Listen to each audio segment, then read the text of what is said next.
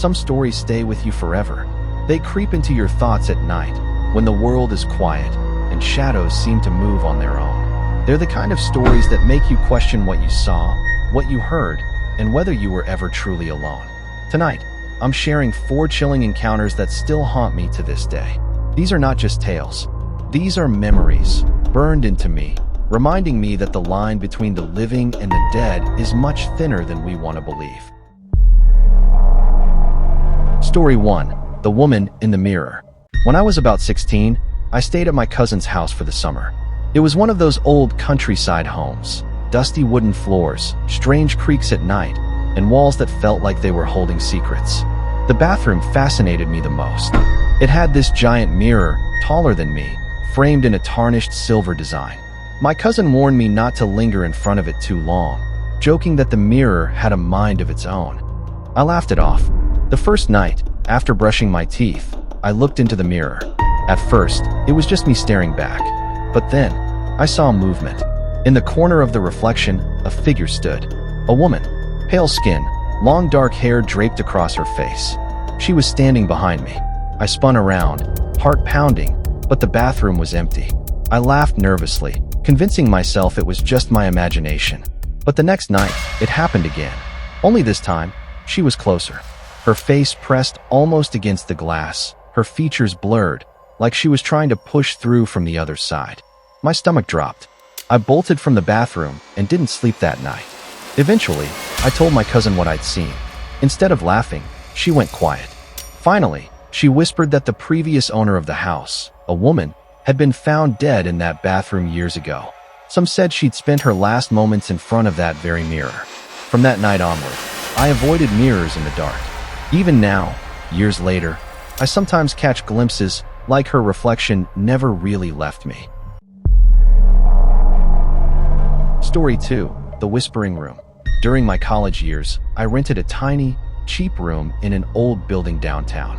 The kind of place where the walls were thin, the paint peeled from the ceiling, and the hallways were always dimly lit. The very first night, as I lay in bed, I heard it, whispering. At first, I thought it was my neighbors, except the voice wasn't muffled like it was coming through the wall. It was clear, too close, like someone was standing right next to my bed. I sat up instantly, scanning the room. Nothing. Silence. I convinced myself I'd been dreaming and forced myself to sleep. But then it happened again the next night, and the night after, always when the lights were off. The whispers were fast, frantic, in a language I couldn't quite understand. Sometimes it sounded like pleading, other times like angry muttering. The longer I ignored it, the louder it got, until it felt like someone's lips were brushing against my ear. One night, I couldn't take it anymore. My chest was tight, my hands were trembling, and I shouted into the dark, "Stop!" The whispers fell silent. Relief washed over me for a moment, until I heard it. A laugh. Low, guttural, almost inhuman.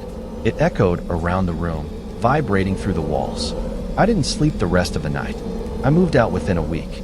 A few months later, I overheard someone mention that the building had once been a hospital ward decades ago. Many patients had died there, some in isolation, forgotten. I don't know if the voices I heard were theirs, but deep down, I think they were. Story 3. The Vanishing Hitchhiker. One stormy night, I was driving home from work along a deserted country road. The rain poured so heavily that my windshield wipers could barely keep up, and the road ahead was a blur. Through the sheets of rain, my headlights picked up a figure on the side of the road. A girl. She was shivering, her clothes soaked, her hair plastered to her face. Without thinking twice, I pulled over. She climbed into the back seat, barely speaking above a whisper. She gave me an address just a few miles away. As I drove, I tried to make small talk, but she barely responded. She just stared out the window, her face pale, her hands trembling.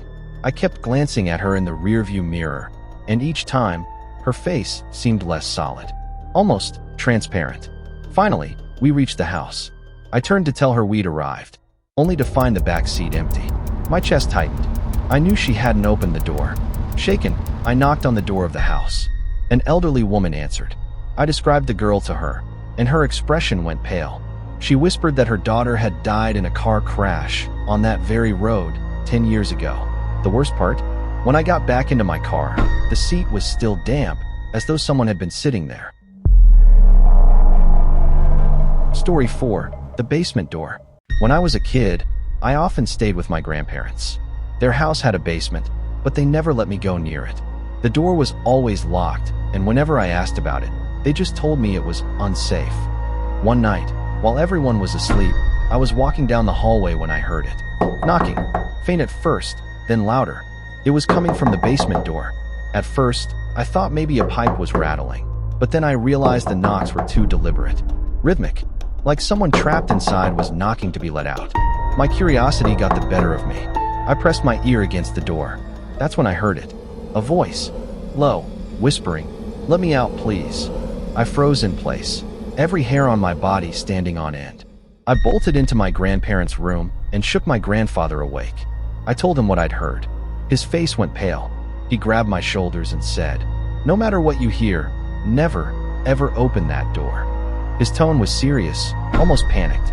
Years later, after my grandparents passed, I asked my mom about it. She hesitated before finally admitting the truth. A relative had died down there, under disturbing circumstances. Some said he never moved on.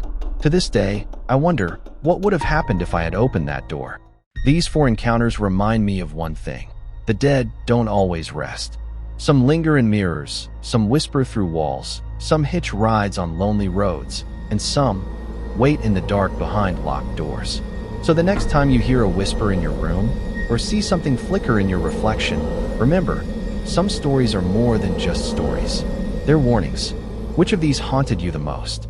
Tell me in the comments. And don't forget to subscribe for more true scary stories.